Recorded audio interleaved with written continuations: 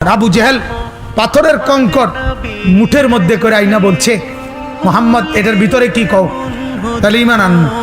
নবী বললেন, আমি না বলি, বরং এটারে জিগাও, সে আমারে চিনি নিটা জিডেই হোক।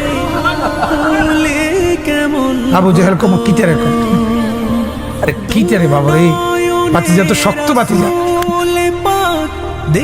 আল্লাহ নবী বলেন, বলো ভেতরে যা আছো বলো, তুমি চিনো কিনা আমাকে। পাথরের কঙ্কর, নাতাকাল হাজার,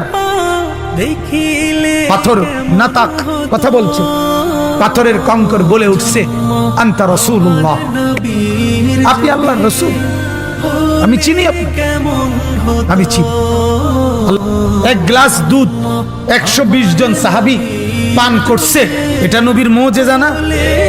একটা বকরির গোশত 3000 সাহাবী খন্দকের, ওনারা সবাই পেট ভরে খাইছে, এটা মুজিজা না? এক মগ পানি, মানে এই বদনার তলে অল্প কদ্দুর পানি, এইটুকু পানি কূপে ফেলছে, 1400 সাহাবী গোসল করছে, ওযু করছে, উথলে ওটা পানি।